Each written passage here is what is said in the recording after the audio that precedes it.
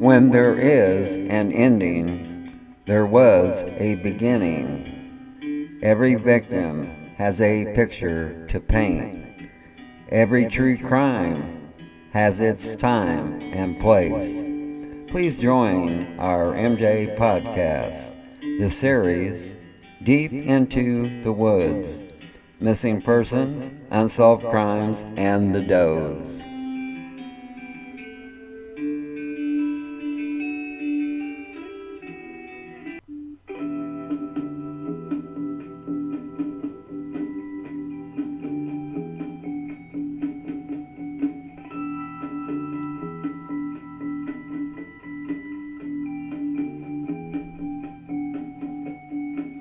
Welcome to our MJ podcast, the series MJ News Spots.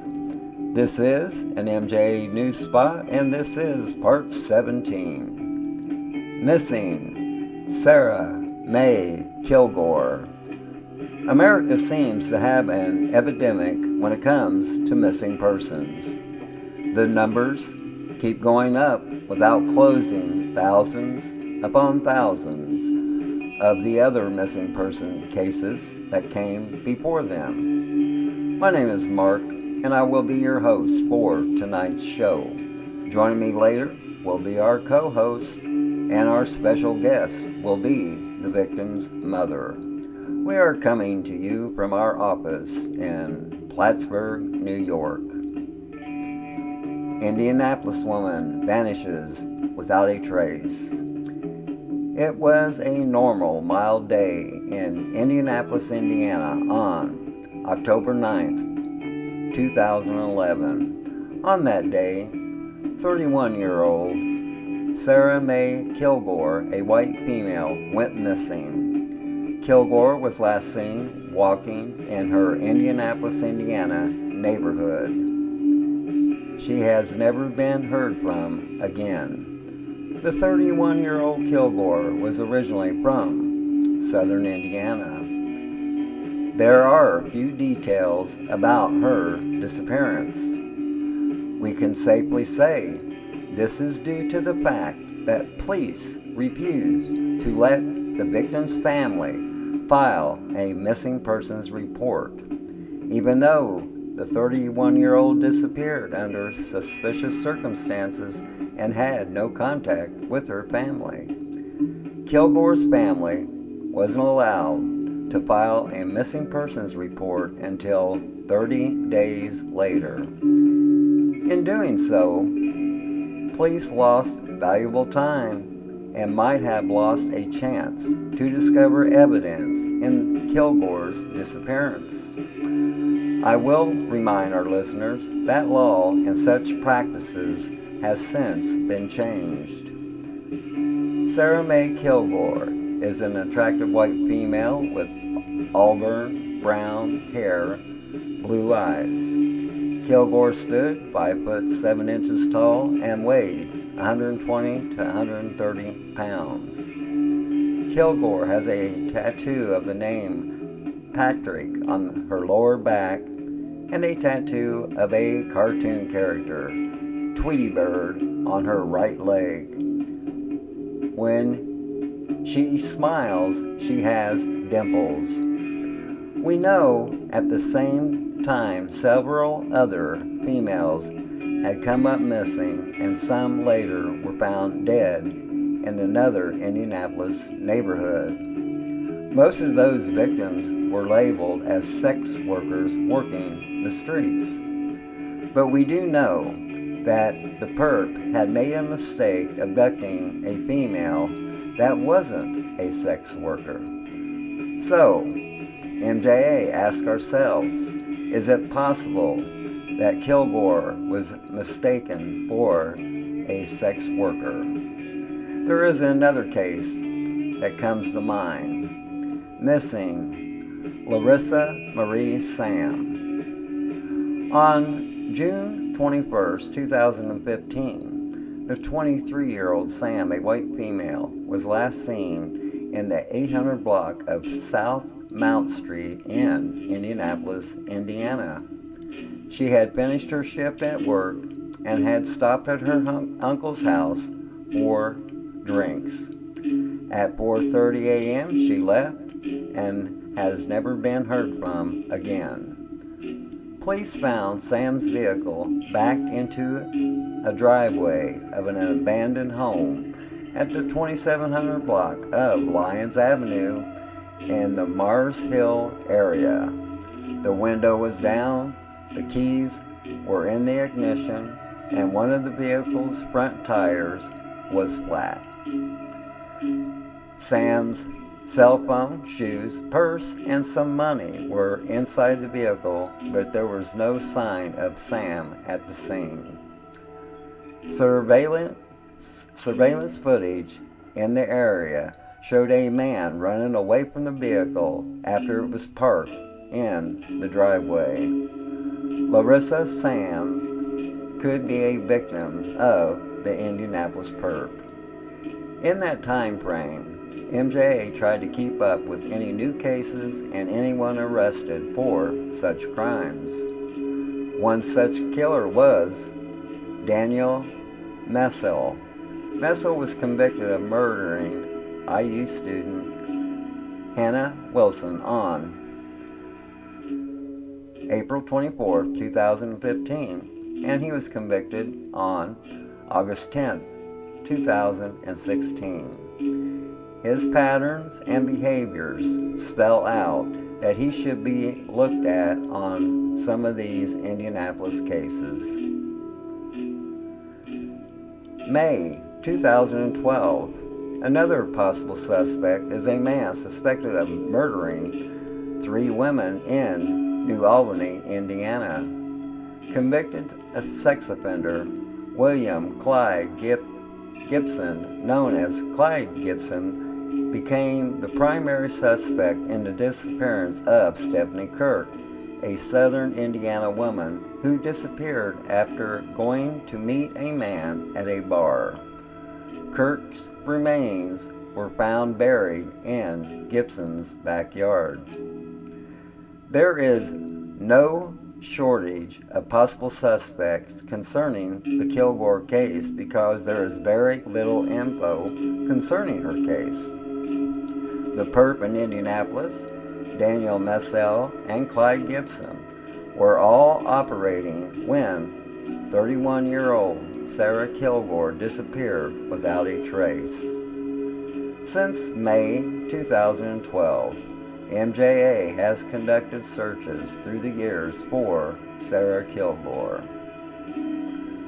Let's take a pause for the cause, and when we return, we'll be on the line with our co-host Miss Cali and our special guest, the victim's mother.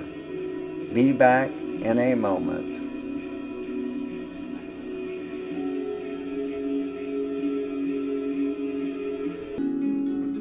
Mja would like to give a special shout out to the Corbin Connection comedy channel on YouTube.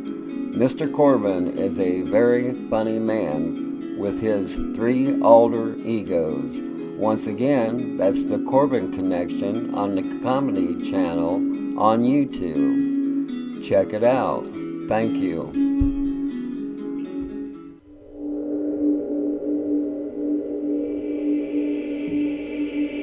All my friends are heathen, take it slow. Wait for them to ask you who you know. Please don't make any sudden moves. You don't know the half of the abuse. Welcome to the rooms of people who have rooms for people that they love one day docked away. Just because you check the guns at the door doesn't mean the brains will change from hand to grenade. You'll never know a psychopath sitting next to you. You'll never know a murderer sitting next to you. You'll think how we get here sitting next to you. But after all I've said, please don't forget. All my friends are heathen, take it slow. Wait for them to ask you who you know. Please don't make any sudden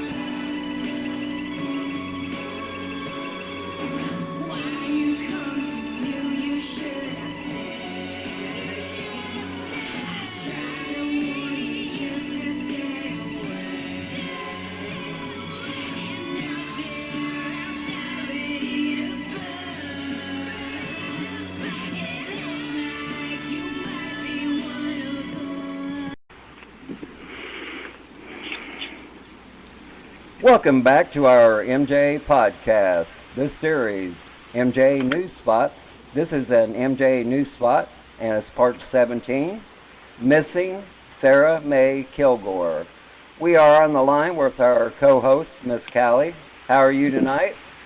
I'm great, Mark. Hope you are too. I'm just peachy. And also Good. joining us on the line is Sarah Kilgore's mother, Gina Perry. Welcome to the show, and how are you doing? I'm doing okay, and thank you very much. How are you all? Oh, I'm just fine, just fine. Really good. Okay, Gina, can you tell our listeners what type of person Sarah is? Sarah was, she was a good person. She was kind-hearted. She'd give you a shirt off her back. She'd move you in if you didn't have nowhere to go. I mean, she liked to go out and do, party and stuff like that, but she never met a stranger. There's nothing that she wouldn't give you if you needed it. Okay. And were you and Sarah close? We were very close. And did you have contact daily, weekly? I talked to Sarah 3 or 4 times a day, every day. Okay. And does Sarah have any children? She had 5 boys. Okay. And how did you find out that Sarah was missing? Well, she come down here, but about a week before she came down here, she called me and she was really scared. She said somebody was going to try to shoot her or kill her or something. Well, as me as a mother, I panic and I hang up the phone and I'm calling 911 and I wanted him to go do a welfare check. Well, he went out there and then he called me back and me and my husband was sitting on the porch and that police officer went off on me and told me if I ever called back up there having him rush out there like that again, he would call Scott County and have me arrested. Well, all that was over and I was just sick. I was so upset over him saying that. Then 2 or 3 days later, Sarah comes down here and she's with this girl named Nikki Knapp. Okay. Well, she stayed here for like 3 or 4 days, and I begged her not to go back up there because I was worried. And she told one of my sons if something happened to her, that it was some guy she was afraid of, was called Rondell Castine or something like that. Mm-hmm. Well, I didn't know about that. But anyway, she went back up there, and I called her and talked to her, probably for like 4 or 5 days. Every day I talked to her, and she seemed to be doing all right. And then on about the 4th, 5th day, I called her, no answer. Called her that night, no answer. Called her 10 times that day, no answer. So I thought, well, maybe she's out partying or hanging out with her friends or whatever. Then I knew she'd call me back. Well, it was like 5 days, I couldn't get a hold of her, and I started getting real worried. Well, I called her dad, and I told him, I said, have you seen Sarah? And he had said, no. I said, well, go over to that house she's supposed to be living in and see. And he went over there, and it was like nobody was living in that house, nothing in it. Okay. Well, I told him, I said, I called the police, and I told them her name and all that, and that she had been missing and what had happened. And they said, oh, she's not missing, she's just hiding. I said, who would she be hiding from? She's not hiding from me. Mm-hmm. I said, Sarah tells me everything. There's nothing that Sarah would ever do that she wouldn't tell me, bad, good, whatever. Right. And he goes, well, we can't take a missing person report over the phone. And I called her dad, and I said, you need to go up there because they won't take a report over the phone. And he went up there. They wouldn't take a report from him. They said, she's not missing. Well, it kept dragging on like that, on and on. And then finally, a month or a month and a half later, finally I got somebody to listen to me. Okay. And he said, I don't know why he didn't take that over the phone. He said, because if you was in Florida and she was in Michigan, we could take it over the phone. Right. And we have computers. Well, anyways, he went out to her dad's house and took a missing person report and then got it in. Well, it was around January. My husband called and asked them about it, if they had done anything. And they said, Well, the Super Bowl's going on right now, so there's nothing we can do about it right now because it's just too busy. So they wouldn't do nothing. Okay. Well, it was probably like 6, 8 months later. They finally come down here to Scottsburg and took my DNA and all that. And then they went back, and I talked to them maybe 3 or 4 times. But I had to keep calling them because they would not call me. And they had told me they went out, talked to people, and put out flyers and all this and that. But I don't believe that. But anyways, I just lost my train of thought. What I was saying. That's Sorry. fine. That's fine. Well, let's I'm get just back confused. to the missing persons report. So it was actually over 30 days before you can actually file a official missing persons. Is that correct? It was like a month and a half. Yes. Okay. And do you know since then those practices have been changed? I don't know if it was where I went to the governor or up there in Indianapolis and he signed a bill for the mileage utility law. I don't know if that had something to do with it, but like a year or 2 later, we had him sign that bill. So I know it was supposed to have changed. Okay. And what was the excuses police used for not filing the missing persons report right away? What was their excuses? Because they said she wasn't missing, she was just hiding. But she didn't have a warrant out on her. She did not talk to me. She talked to me all the time. So I don't know why they wouldn't do it. Okay. But, you know, like I said, they just would not do it. They gave me the runaround. Okay. And do you think because of that they lost valuable time and possibly lost valuable evidence? Yes, I do, because I think if they would have got right on it, they might have found her or found somebody that knew something. Now, I want you to be honest on this next question. How would you say law enforcement has handled the case up to this time? I don't think they've handled it at all, Okay. in my opinion. All right. And do you have any reservations on what that reason would be? Like, do they think she's just like a throwaway, or did they think she was a person that led a high risk lifestyle, or what do you think the reason was? I think it's just because of part of town she lived in and she partied, and they probably don't think she's worth their time. But, you know, she is a mother, she's a daughter, she's an aunt, she's something to somebody. And how has Sarah's disappearance changed your everyday life? I sit and think about it every day, all day. I pray about it every day. I cry about it, especially on birthdays and stuff like that, because there's not a birthday, a Christmas, nothing, Father's Day, Mother's Day that goes by that Sarah would not call me or come down here. And with her kids, she would have called her son that I've raised. Every birthday, every Christmas, she would bring him something or come visit him. So, yeah, it's changed really bad. Yeah. And Miss Cali, in your way of thinking, why would law enforcement wait 30 days before filing a missing persons report? Mark, I can hardly address this without losing it. Well, I know.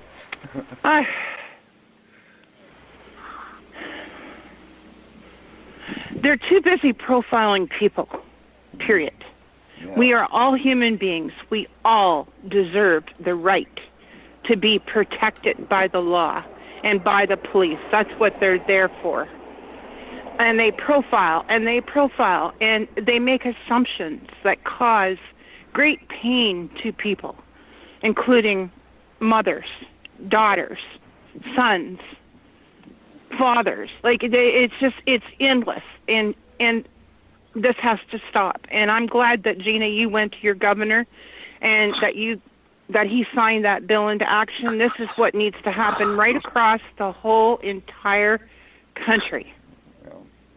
And these attitudes are what they do is it causes a mindset. And our police officers, yes, they become, I don't know if that's the right word, is apathetic. If I got that right, Mark? Close to it. Pardon? Close to it if it's not. Close to Well, it. yeah, like they get an attitude, Right. and it's too bad because, well, they can't unsee what they do see in this world, and that is a hard thing. They do see a lot of harsh realities that the normal person doesn't. However, they need to keep focused on what their job is really all about. Excuse me. Recycling just went by. So I give you a blow-by-blow on that. No. They have to keep focused because it could be their daughter, it could be their sister, it could be their mother. And they need to keep that in mind, that this is not about, I'm sure that every police officer out there has a sibling or a relative who parties, who maybe is a free-willed person who isn't, who thinks everybody is good. Right. And in reality, they're not. But that doesn't mean that they should be categorizing people in that way. Right. Because, like I said, it could be their mother, it could be their sister, or their cousin, or actually could be their wife. Okay. And Miss Cali, why do you think some cases get more media coverage than others? Well, I hate to think about it that way, but sometimes it's socioeconomic. And if the person, and also, too, a lot of families give up because they aren't getting help that they need. And Gina, you've just kept going, and that's marvelous. I mean, most people, or not most, but a lot of people, they just kind of fade into the background. Right. Because they've given up, their heart's broken to begin with, and that's hard to push a string up a hill when your heart's broken. Yeah. And it's harder and harder than what anybody would ever think. So in some cases, that person, like Gina here, who keeps pushing that string up the hill, or up the mountain, I might say, that's the person that can keep this thing in the news media. But you need help. So reaching out to every avenue you can reach out to is going to help keep Gina's case, or not Gina's case, but Sarah's case in the news media. Yeah, that's. But there are those socioeconomical aspects as well. So if someone's really well known, they're going to get it, more coverage automatically. Yeah. Or if they're economically secure, they're probably going to get more news media. But others don't want to set up prejudices against people with money or all that. But the thing is that, yeah, we need to keep pushing the rope up the hill, or the string, whichever way you want to look at it. Okay. It is hard. All right. Gina, to your knowledge, do the police have any suspects in the case? Pardon? Has any suspect? Yeah, do the police No. have any no suspects? No. They haven't even called me. Okay, that was going to be one of my questions, is how long has it been since the last time they contacted you?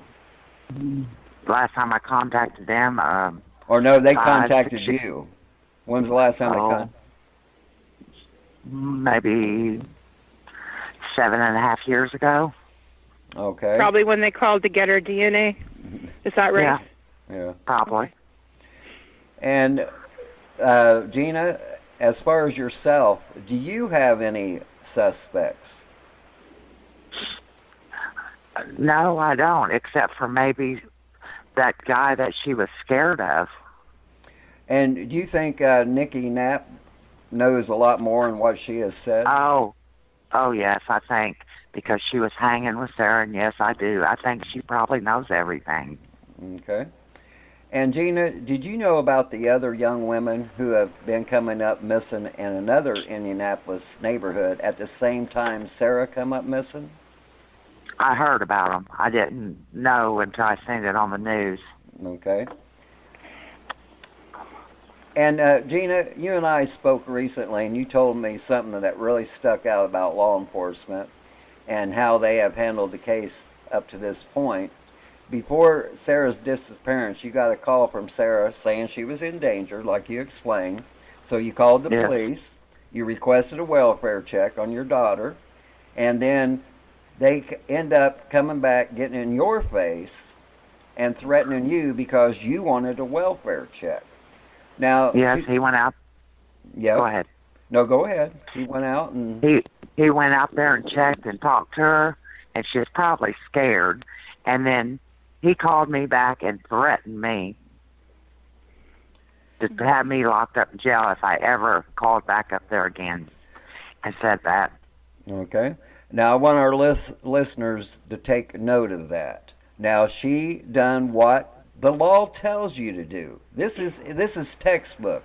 The law tells you if you think something's wrong, you call the police and ask for a welfare check. It's not unusual. It happens every day. But on this case, they want to intimidate the family. And that's going to stop. That's going to stop real soon. And Gina, you also mentioned that the Indianapolis area where your daughter was last seen was crime infested at the time. Is that correct? Yes. Okay. And you also told me during one of our conversations, you told me about a possible sighting of Sarah in an Ohio casino about 2 years ago. Is that correct? Yes. Yes, my sister was there. And what happened? My twin sister. And what She happened? was up there and she was playing the slot machines. Well, she looked up and she seen her and she went to get the ticket out. By the time she got that ticket out to go toward her, she was gone. Okay, I want you to know we are trying to run down that Ohio casino. So we are going to find out if they have video footage or whatever soon as we can locate the right casino. And Okay. May I interject here? Yeah. Is there any kind of human trafficking, I'm going to call it a railroad, between Indiana and Ohio? oh well, yeah. Matter of fact, one of the main pipelines was the outlaw biker gang, and they had a 5-year investigation where they actually got an FBI agent into the outlaws, and they ended up arresting everybody. And one of their arrests came up and whoa, hang on here. What's up? Yeah, okay. One of the arrests and businesses that was confiscated was a strip club in Lima, Ohio. And there's a direct route from Indianapolis to Lima, Ohio. And Okay. and also, Gina, we talked about somebody said that they saw Sarah in northern Indiana working at a local dollar store. Is that correct? Well, see, my son went up there looking for her. Okay. And I don't know, I can't remember how it was, but I called this apartment building, and my mind's blank, but I got a hold of this woman up there in these apartments, a manager, and was asking her about Sarah. And she said that sounded just like Sarah, and she was working at a dollar store. That's why she got the apartment. Well, she was living with some guy, and she said they fought all the time, and said then Sarah, they had to kick him out.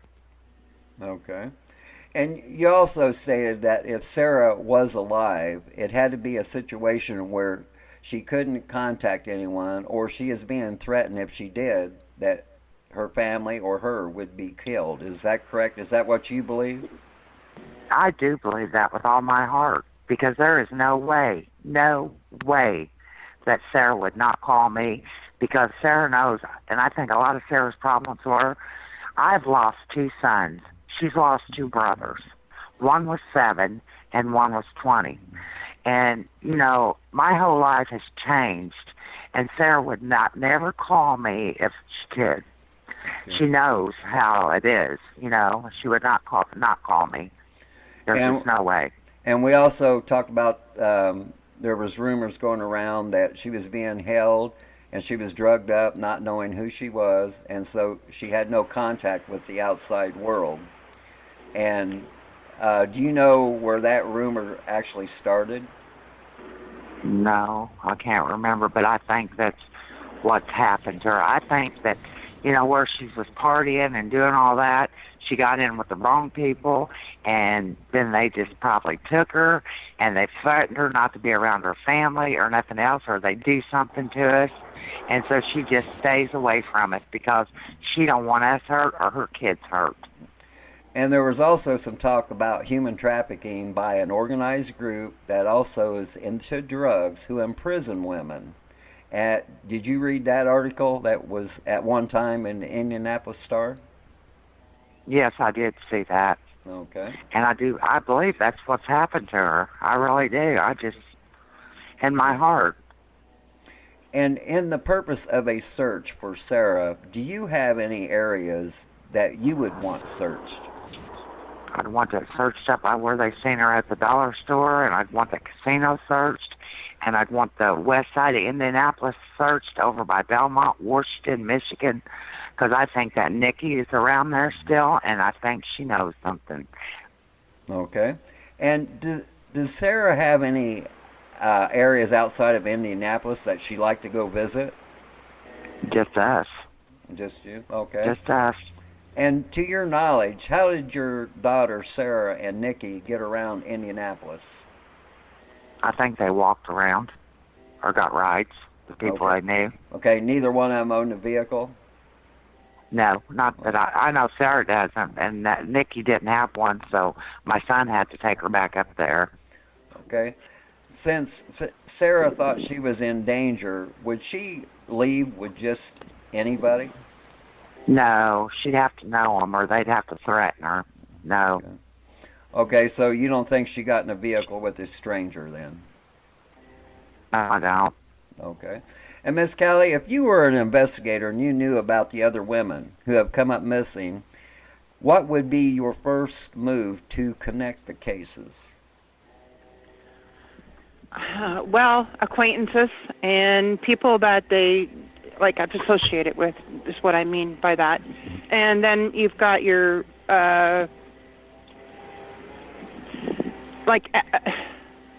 what jobs these people had, right? The individuals that are missing, or where they travel, like what was their geography, like when they got up, did they go certain places in common?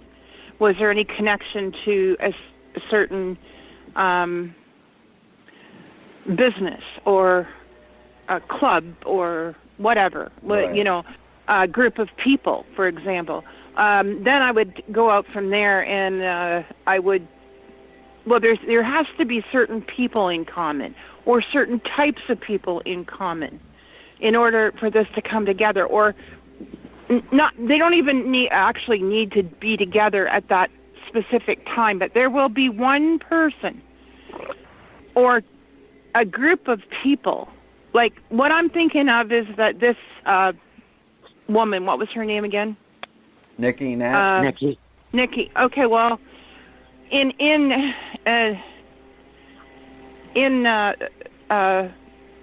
these groups, they wind up, they use, in the trafficking groups, they use people, well, there'll be the one shining star, the person who thinks they are. Right. Who this Nikki could be. And so they use them as recruiters. Right. And then you wind up with, so they befriend people. So like Sarah. And then next thing you know, they're like, they have absorbed them into their existence, sort of thing. So then they wind up going, and there'll be more than one of these Nikkis out there, but right. They will all know each other. Okay. I'm only guessing at that, but I believe that these Nikkis, all these different Nikkis will know each other. Right.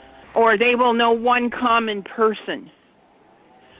Even if they don't know each other, they will know one common person who is utilizing them to do this. If you was the investigator, would you use the media and post a story about the cases just to giving minimal information? Well,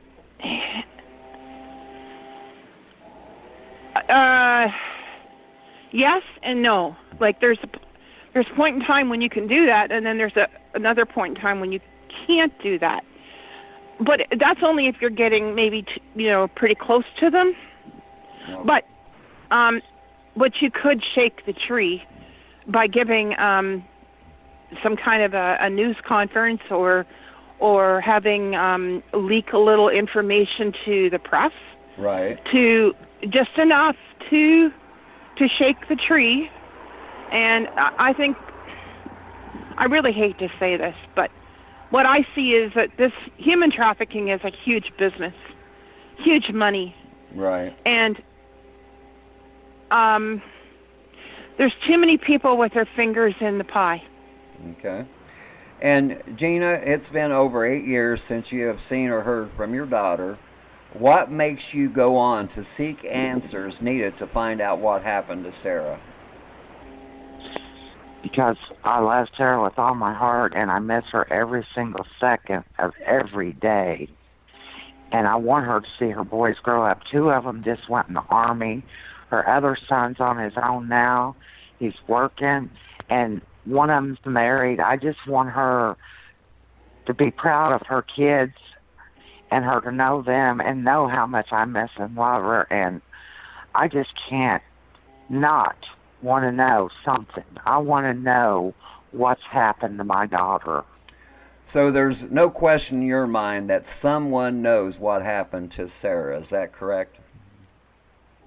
Someone knows something out there. I don't care what they know. Someone has to know something. I mean, in any case, I think there's another person that knows something. Yeah. And Gina, do you think it's possible that someone has taken advantage of your daughter because of the person she is? Yes, because she was a good person and would do anything for anybody. And, I know Sarah parties and does that kind of stuff, but Sarah was a good person when it comes to doing anything for anybody. If she had a piece of bread and somebody was hungry, she would give it to them. I mean, Sarah would do anything for anybody to help them. Mm-hmm. Well, see, I have a lot of experience in this. In our cases we work on, we have 3 cases where the women were dancers, and we've been asked several times by different people, why would we work on such a case? And my answer is, it doesn't matter what these women done to make a living. It doesn't matter if they was a drug addict. It doesn't matter if they was a prostitute. None of that matters. What matters is someone took them and they deserve justice like anybody else. That's why we work on cases like that. And do you have any red flags, Gina, concerning any of Sarah's past boyfriends? Not really. I just know that she was seeing some guy named Daniel, and he come down here with her a lot, and he was different. But to come to find out, she told me he was married. Oh, so, okay. And he had lots of money, and it's like you don't know anything. Yeah. I don't quite know if I believe all that. Okay, is there anything else you would like to add?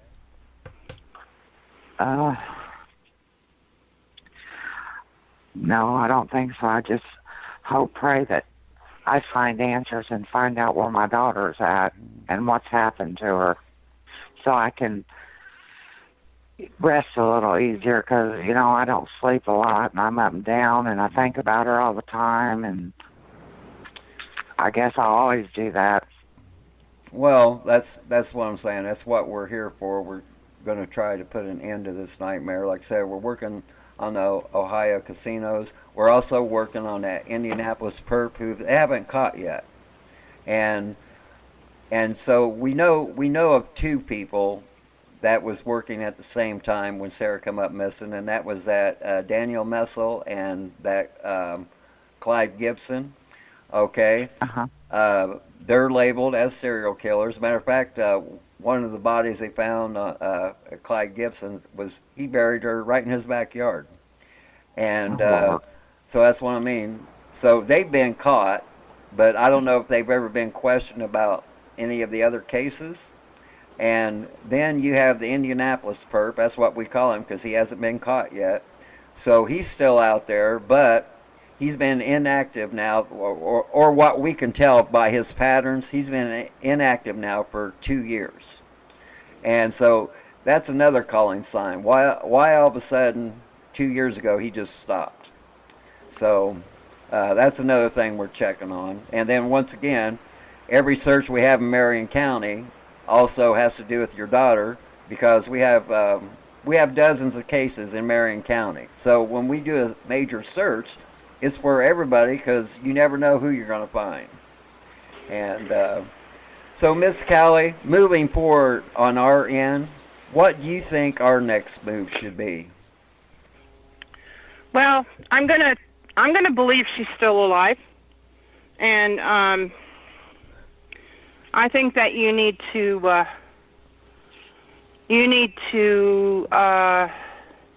am I going to say that? You need to pretend that you are you have a grocery list, right? That you're interested in certain women, size, shape, and description, age group. That's what you want, and you need some insight into where she possibly could be by ordering her up. Do you know where I'm going with that? Right. I know it's like you said, it's like a shopping list. When you come to people like this and killers like this and kidnappers, yeah, a lot of times they do have a certain type and a certain signature. Well, I'm sorry to say that, Gina, but I think that that's all right. If you go undercover, or if somebody can go undercover and start, I don't know if you have. Do you know any millionaires? Because that would be handy. No, I'm serious. Even get some front money, or somebody working on this where they can actually go into the back door of these operations. There's got to be a way. Well, that's another thing we're working on now. See, we have a client. He owns 4 gentlemen's clubs in Marion County. Okay. There's a lot of traffic in and out, and matter of fact, I'm aware of some of the activities. And anyway, we're working on that end, and plus we have a mother and daughter team, and we also are working on the angle of human trafficking. Yeah. Okay. And so, is there anything you would like to add, Miss Cali, to the case? Well, once again, I'd like to see a nationwide sweep on this. You guys need to follow the money, follow the drugs, and you'll find out what's going on. Okay. I want to thank Miss Cali for being on the show tonight, and special thanks to our guest, Gina Perry, who is Sarah Kilgore's mother. I want to also thank our listeners for tuning in. You all have been so kind. I have 2 quotes for our listeners today. If you tell the truth, you don't have to remember anything. That comes from Mark Twain. The next quote is, to be yourself in a world that is constantly trying to make you something else is a greatest accomplishment. Ralph Waldo Emerson.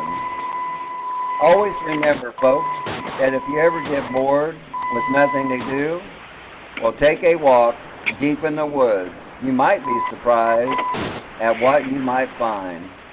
That's the end of our MJ podcast, the series MJ News Spots. This has been MJ News Spots, Part 17, Missing Sarah Kilgore.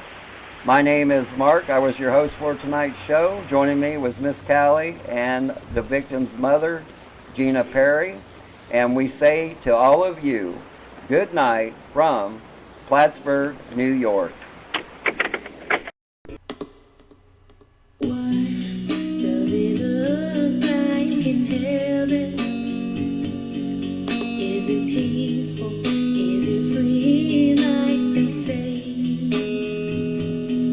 Does the sun shine bright for